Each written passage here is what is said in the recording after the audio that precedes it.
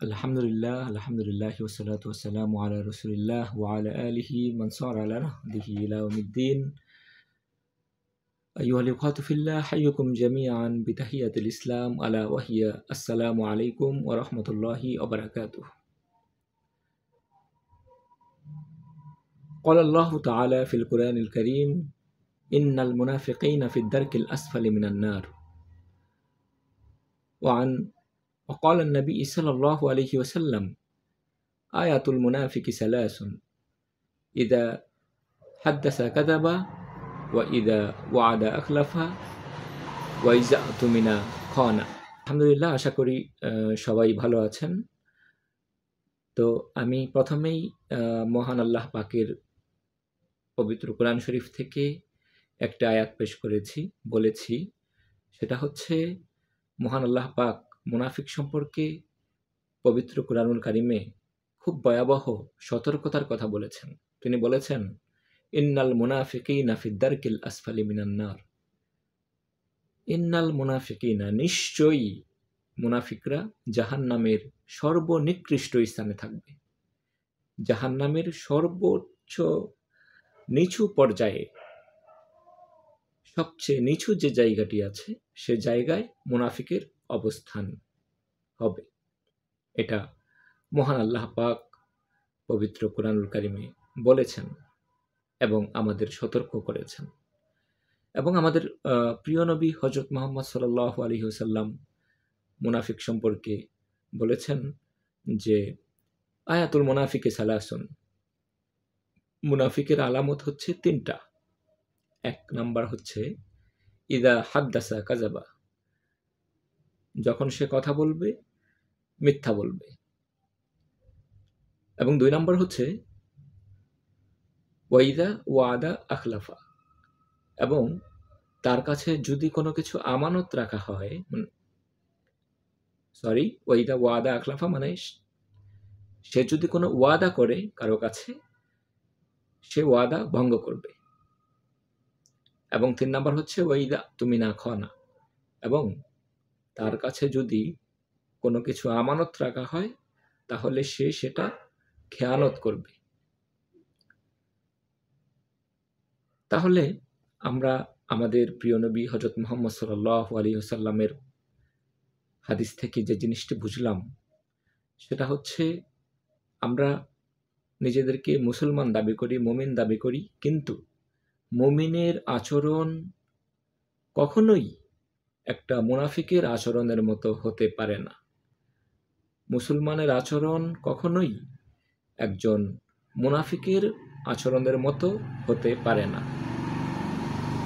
কারণ মুনাফিক এবং মুসলমান দুই জিনিস।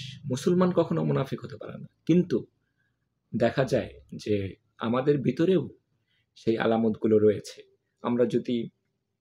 আমরা কথায় কথায় মিথ্যা কথা বলি, একটা অভ্যাস হয়ে গিয়েছে যে কোনো কিছুতেই মিথ্যা অবলম্বন করার চেষ্টা করি, যা কখনোই ইসলাম মেনে নেয় না। এবং আমরা কাউকে কোনো কিছু ওয়াদা করলে সে ওয়াদা ভঙ্গ করে থাকি, এবং কেউ যদি আমাদের কাছে কোনো কিছু আমানত রাখে তাহলে সেটা খেয়ানত করে ফেলি। তো বেশি কথা বাড়াবো না, হয়েছে যেটা হচ্ছে লেনদেনের যে বিষয়টা।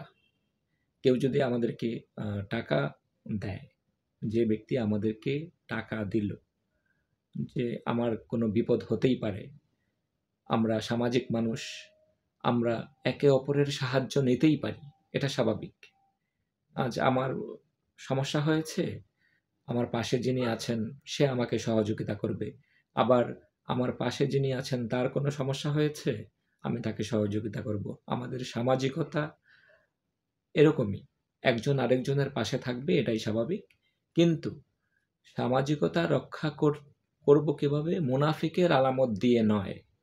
যে একজন ব্যক্তির কাছে আমি টাকা ধার নিলাম, আমি 5 দিন পরে দিব তাকে বললাম, কিন্তু 5 দিন পার হয়ে গেল, আমি তাকে টাকা দিচ্ছি না, ফেরত দিচ্ছি না। যদিও যে ব্যক্তি আমাকে টাকা দিয়েছে সে আমার কাছ থেকে টাকা চাইতেছেন না।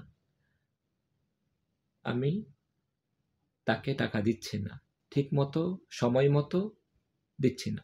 এতে করে আমি যেমন আমার মুনাফিকের চিহ্ন, মুনাফিকের আলামত আমার ভিতরে প্রকাশ পেল, এবং যে ব্যক্তির কাছ থেকে আমি টাকা নিয়েছি সে ব্যক্তির কাছেও কিন্তু আমি এক ধরনের কালারিং হয়ে গেলাম। সে অবশ্য আমাকে কিছু বলতেছে না, কিন্তু মনে মনে সে যে একটা দুঃখ পাবে, কষ্ট পাবে, এই কষ্টই কিন্তু অনেক কিছু। অতএব আমরা আমাদের মহানবী সাল্লাল্লাহু আলাইহি ওয়াসাল্লাম যে 3টা দিক বলেছেন, আমরা যদি সত্যিকারের মুসলমান হতে চাই, সত্যিকারের মুমিন বান্দা হতে চাই, তাহলে কখনোই আমরা মিথ্যা কথা বলবো না, ওয়াদা করলে ঠিকমতো রক্ষা করব, এবং আমানতের খেয়ানত করব না, সঠিকভাবে আমানত রক্ষা করব। এবং আমানত কি, আরেকটা জিনিস না বললেই নয়, যদিও শেষ করতে চাচ্ছিলাম, সেটা হচ্ছে আল্লাহ তাআলা কিন্তু আমাদেরকে মুসলমান হিসেবে দুনিয়াতে পাঠিয়েছেন। কি করার জন্য? একমাত্র তার ইবাদত করার জন্য। যে আল্লাহ তাআলা বলেছেন যে ওমা খলাকতুল জিন্না ওয়াল ইনসা ইল্লা লিয়াবুদুন, আমি মানুষ এবং জিন জাতিকে সৃষ্টি করেছি একমাত্র আমার ইবাদতের জন্য। কিন্তু আমরা এই পৃথিবীতে এসে আমরা যদি তার ইবাদত না করি, আল্লাহ তাআলা আমাদেরকে পরিপূর্ণ করে তৈরি করেছেন। হাত দিয়েছেন, পা দিয়েছেন, চোখ দিয়েছেন, সব কিছু ঠিকমতো করতে পারছি, খেতে পারছি, কিন্তু তার ইবাদত করতেছি না। এটাও কিন্তু একটা খেয়ানত, আমানতের খেয়ানত। আমি যে মুসলমান, আমার ভিতরে আল্লাহ তাআলা যে বিধিবিধান দিয়েছেন, মহানবী সাল্লাল্লাহু আলাইহি ওয়াসাল্লাম যেভাবে চলতে বলেছেন, তার সুন্নাহ মোতাবেক চলতে বলেছেন, সেভাবে চলতেছি না। অতএব আমানতের খেয়ানত করছি। মুসলমান হিসেবে আমি নামে মুসলমান, বাট আমি যে ওয়াদা করেছি, ওয়াদা নিয়ে পৃথিবীতে এসেছি, সেই ওয়াদা রক্ষা করছি না। অতএব আল্লাহ তাআলা আমাদেরকে বুঝদান করুক। আল্লাহ তাআলা প্রথমে আমাকে সঠিকভাবে বুঝদান করুক, এবং সবাইকে, অন্য সবাইকেও বুঝদান করুক, যাতে আমরা সত্যের পথে থাকতে পারি, ওয়াদা রক্ষা করে চলতে পারি, আমানত রক্ষা করে চলতে পারি। আল্লাহ তাআলা আমাদেরকে তৌফিক দান করুক। আমিন। আসসালামু আলাইকুম ওয়া রাহমাতুল্লাহি ওয়া বারাকাতুহু।